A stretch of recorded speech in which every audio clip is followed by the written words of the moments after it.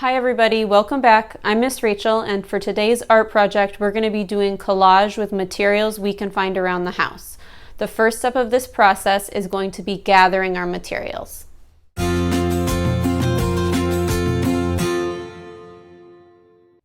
So what is collage? Collage is a type of art making where we use different types of materials that we usually combine together using glue. Some materials we might use in a collage are different types of paper, fabric scraps, maybe things from nature such as leaves or petals, and we combine all of these things together to make a composition. So now it's time for you to start looking around your house or apartment for things you can use to make a collage. So you can see here on the table I've collected a bunch of different materials. You will need something to keep your materials in. I have my trusty tray that I use for a lot of our videos. You could be using bowls or plastic Tupperware, but it's nice to have something to sort with. You can also just use a flat surface like a coffee table or a dining table like we're using here. We are going to talk about different ways that we can attach our materials in collage.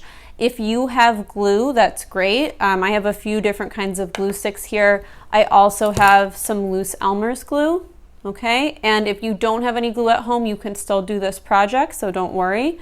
If you have any kinds of small containers, specifically something around this size, hopefully that's not too high. It could be a measuring cup, it could be a yogurt container that's empty and cleaned out, but just something that we can use to put glue in if we have glue, that would be great.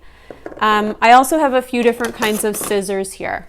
Now my students are pre-K students and they're learning to use scissors right now. We will go over how to use scissors together, but if you have scissors, that's great. No scissors at home, you can still do this project. I also have a little wooden fork.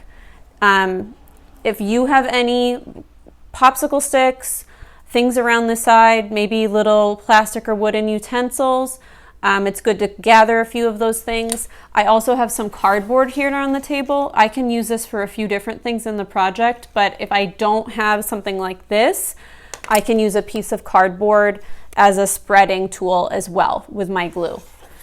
Over here, I have a big stack of magazines. I have a lot of magazines that get sent to my apartment. And pretty much the only thing I use them for is making collages. It's helpful to look for magazines that have a lot of full color spread pages. And grown-ups, as you help your children with this project, make sure you screen the magazines to make sure they don't have inappropriate images or text, because many of our young friends are getting better and better at reading. So I have a bunch of magazines here. If you have newspapers at home, or other interesting papers, try to collect those together. Look for a variety of textures and thicknesses of paper. I have a few pieces of colored cardstock here. I have some old wrapping tissue paper. Tissue paper can be a really great material to use in collage. It's really easy to bend and crumple, and it gives us some nice transparency with color. I also have a large piece of white paper. I actually brought that in because if you don't have a lot of colored paper or magazines at home, if you did our last video where we made crayons, one way you can get colors together for collage is to add color to a piece of white paper that can then be cut up or ripped up for collage. Okay, so we're going to do some sorting now.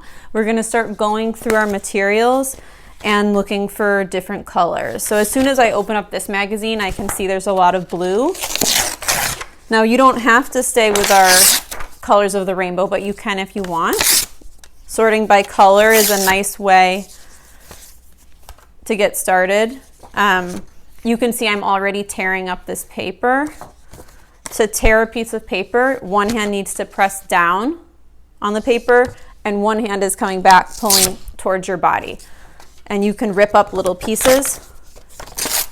This can be a really fun activity in itself, making things that are different sizes. And you can see when I rip the paper that I get this really nice little white edge that appears. And that can be another nice detail that I'll be able to use in my collage. So now I've got some blue, This magazine has a nice green cover that has some different greens in it, so maybe I'll take part of that.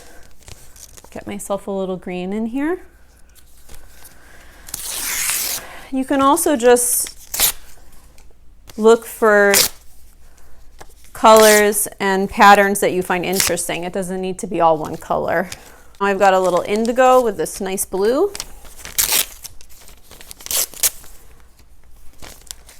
I'm actually starting to create another color wheel of sorts here. I can also rip up some of this cardstock I found. I don't have a lot of it, but I can definitely use some of it.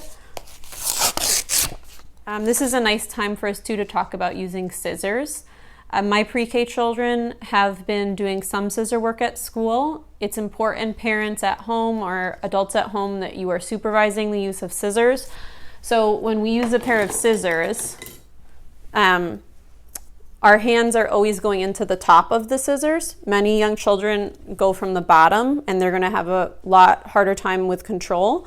So the first thing is for them to know that scissors are always handled closed to start, especially when we're moving around. And they should be encouraged to use whatever hand feels most comfortable. For me, that's my left hand. So I am opening my hand. My thumb is going into the smaller hole and the rest of my fingers are going into the top. Okay, and the scissors are always pointing away from my body. So I'm gonna just cut some long strips here. You can see I'm always cutting away. Now I have some nice long lines. It's always fun to have a variety of shapes and sizes. Another thing I could do, if you're feeling like you wanna really challenge yourself at home, my little friends, is you can try to cut a circle. So cutting a circle requires us to be very careful with our fingers. I always say that when I cut a circle, my other hand is always chasing the scissor hand. That way these fingers are safe. So I start by cutting into the paper. And as I make these little careful cuts, I'm not doing big long cuts, both of my hands are following that line that I'm slowly cutting with my scissors. This way, the other hand is always safe. It's behind the scissor hand. And I'm slowly turning the paper as I cut around and around and around. And I can get a circle that way. That can be a nice thing to practice. So I can also look at what's left from a piece of paper once I've done some ripping and cutting. This might be something really fun to use on its own in collage. I'm gonna set that aside for later. I love to use tissue paper in collage because it's really easy to rip and it's very fun to crumple. So I can just rip up a piece. It makes a wonderful sound and I can crumple it or crunch it up as much as I want to, and that'll be a really fun thing to use later. Because it's slightly translucent, a little light can go through it. Some flat pieces like this are really nice to have too. So maybe I'll do some little bits. We'll put them in over here with red things. Let's see. Now, some of you might not have colored magazines or colored paper at home. Remember what we said, we can use crayons or markers or any other kind of drawing material, maybe crayon, to add color to a piece of white paper. If you don't have white paper at home, thinner cardboard, like the inside of a cereal box, or any other kind of thinner cardboard material can usually take some color as well. So that's an alternative you can have. I'm gonna just add some color here with some of my crayons I made. You'll notice that when I do a lot of different kinds of art projects with paper, the hand I'm not using to draw or to cut or to paint is almost always holding onto the background piece of paper so that it doesn't slide around. It's easier to control what I'm doing. When I have what I think I want, I can cut this too. Again, I'm cutting away from my body. I'm taking my time. When I use scissors, my eyes are always on my hands and the paper. I'm not looking up, I'm not looking down, I'm not looking around me. and my body is sitting really still. Scissors are not something that we use walking around the house or getting distracted and looking at other things. It's really important that we sit with a calm body so we have control over what we're doing and we're safe. So I can cut some of these up. Maybe I want to make some shapes like a square, and little scrap pieces can be fun too. I'm actually going to put all of those in there. Now I did find a couple pieces of this cardstock. You're also going to want a surface that's going to be the background of your collage. There needs to be a piece of paper or cardboard or other stiffer material that's going to hold the collage materials that we're going to be attaching on there together. So I think I'm actually going to save this black piece to use as a background because I love how collages look on a black background. And if, like I said, if you don't have paper at home, you can use another material like cardboard. I'm going to keep going on cutting up some more pieces of paper, finding some different colors and getting them sorted, and we'll meet back in a couple minutes. All right, so now I have all of my materials sorted and prepared to do some collage. Before we start putting our composition together, I want to talk a little bit about attachment. Now, if you don't have any glue at home, that's okay. You can still do this project, but the way we're going to remember what we made is you're going to have a grown-up or you take a photo of your collage before you take it apart. It just means it won't be forever. But like a lot of different kinds of art, collages don't have to be permanent. If you do have glue at home, for example, a glue stick, I'll show you when we get started how to use the glue stick. But another thing you can do, which is a really great way for our little ones to build skills, is you can take some regular Elmer's glue, put it into a small container like a salad dressing takeaway cup, or I have this little red cup. You don't want to fill it up too much. I'd say probably less than an inch in height full. This way there won't be too much glue. And to make the glue really easy to spread for your little ones at home, you can let the glue sit out uncovered for somewhere between 30 minutes, I'd say, to 45 minutes in the open air. And that will actually make the glue start to get more tacky, so it's less drippy and it will be a lot easier for little ones to spread. That's what I usually do at school. That's an easy way to make your own tacky glue. Ways that you can spread the glue are by using something like a popsicle stick, or I have this little wooden fork. If you don't have things like that at home, you can always cut up a piece of cardboard or even rip a piece of cardboard so that it's kind of similar in size and shape, something that they can grip and dip into the glue container. So those are some different ways we'll be able to stick things together and make them attach. I'm going to keep a couple magazines nearby just in case as I start working I feel like there's something missing, like a color or something that I wanted to use. I also took some aluminum foil from my kitchen. It's always nice to have something shiny, a little special to throw into the collage. And my pre-K students are really starting to learn a lot of letters and are starting to do some writing. So I also tried to pull out some good-sized pieces of paper that had text that they could potentially cut up or rip up if they want to add some letters or words into the collage. I think I'm going to start by finding something that I think is going to really pop off this black background. I like to use black as a background for collage because it just really easily can create a lot of contrast. Contrast is when things really stand out from each other. So I have this kind of fun greenish blue paper with little yellow dollar signs, and I think I'm going to rip up some pieces of that to get started. Now, if you're doing this at home, maybe you have a really clear idea about how you want things to look. The way that I normally work in collage is I just kind of go with how things are feeling and see what I think is interesting. So that's how I'm going to do this. I'm going to just choose some different pieces of paper. Maybe get some things for texture. That's kind of interesting. Maybe we can see what we could do with silver. Doing some ripping again. If you really want to control the line when you rip, you really have to do it slowly and take your time. I'm seeing also with my aluminum foil, this looks like it would curl really nicely. If you want to curl it, you could always try wrapping it around your pinky finger or a pencil, giving it a little press, and then you'll have some little curlier bits that can actually pop up from your collage. So you can see I haven't glued anything yet. I really like to take my time and collect different pieces before I start attaching anything, because once we attach it, we can't get rid of it. So this way, I can really keep changing my plan until I really feel good about what I have.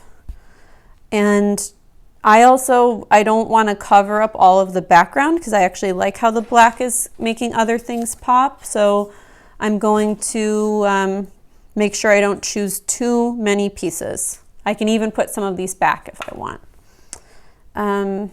Sometimes I like to just see where the pieces fall as I collect things, because I sometimes end up leaving them exactly where they were put right away. I'm going to start moving my pieces and shapes around and just see what some different compositions look like. A composition is when we take different elements and put them together to create a piece of artwork. Now, I kind of like this down here. It's okay if you want to have pieces that are coming slightly off of your paper. Your design doesn't have to stay within the four sides of this paper. It could actually come off the paper too. And we can also do a little overlapping here. So for example, maybe I want to see how it would look if this little piece of foil comes over this bigger piece. I can see when I put a piece underneath the tissue paper, I can actually see through the tissue paper a little bit, which I really like. If I find that a piece that I have is the right color, but it's too big, I can always make it smaller. And maybe that's what I'll do. I like that I have this same yellow here and these pieces of paper. Now, before any gluing happens, I also need to think about the order of how things need to be put down on my paper.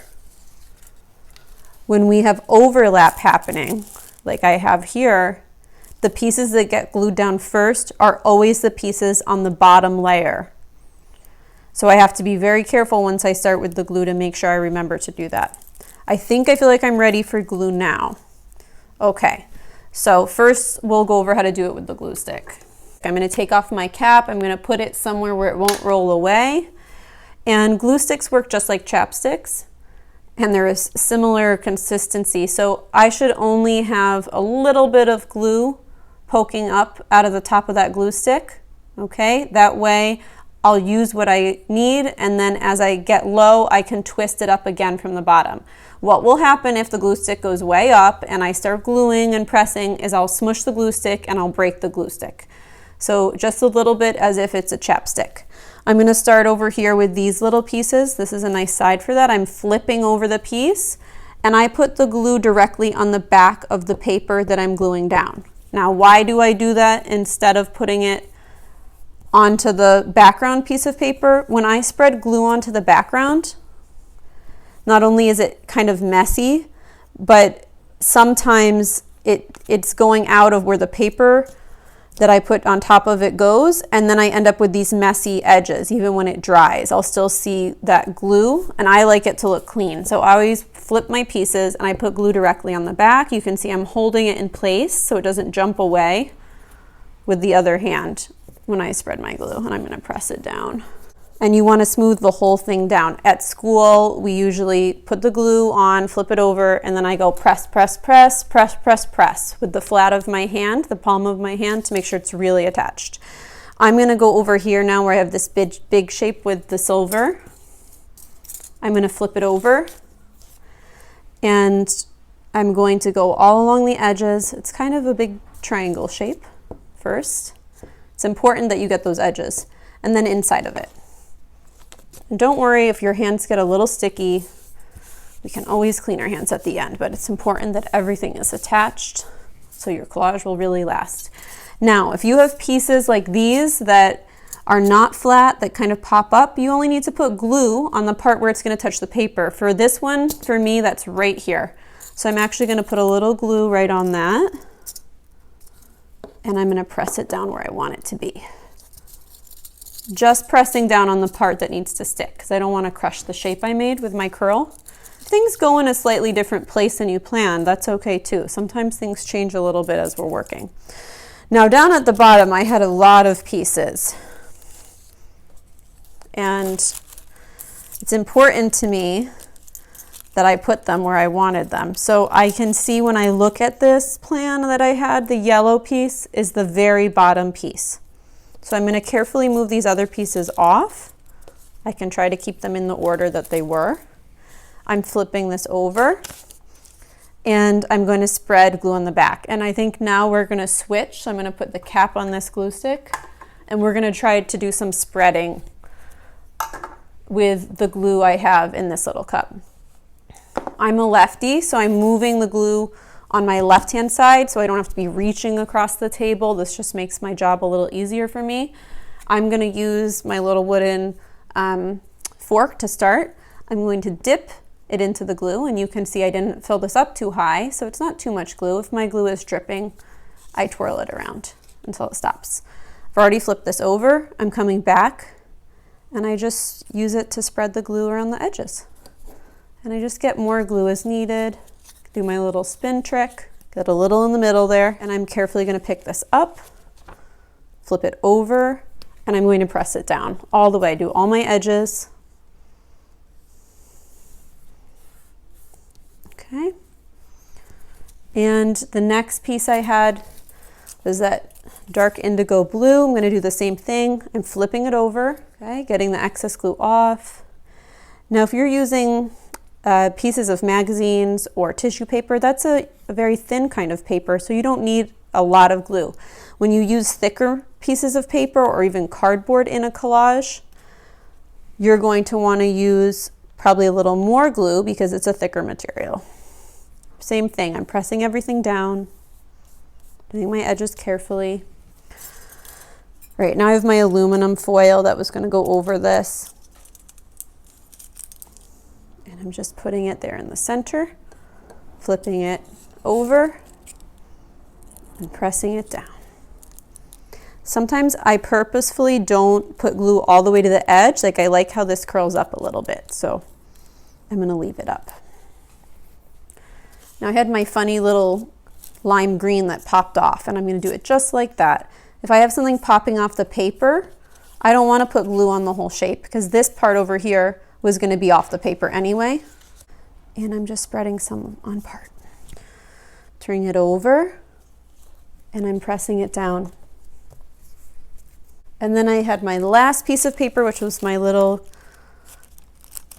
blue tissue that was going to go here. Like the tissue paper, it's really thin, so I think I'm going to go back to the glue stick for this one.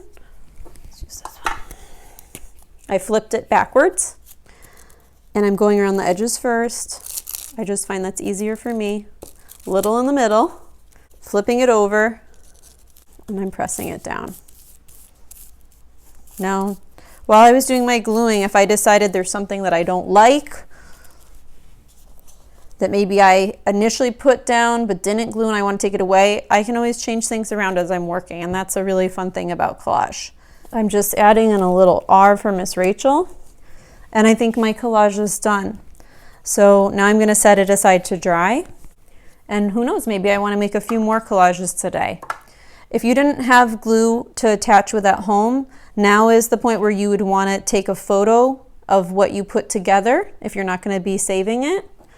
And the nice thing about having a photo is that's something we can keep forever, so you'll always be able to remember what your collage looked like. If you have a printer at home, you could always take a photo of your collage and then try to print out a picture of it on the printer. So you can see I've hung my finished collage up here. If you want to find a special place at home to hang up your work, look around your house, maybe the refrigerator, maybe on the wall in your room. Maybe you want to even put your collage facing out of the window so people outside can enjoy your artwork. If you still have a lot of leftover materials that you already took the time to sort and prepare, I have a lot of things left over. Sometimes I like to use a plastic bag and put things in there to save for another art project later. Once again, I'm Miss Rachel. Thanks for joining me for this project, and you can subscribe below.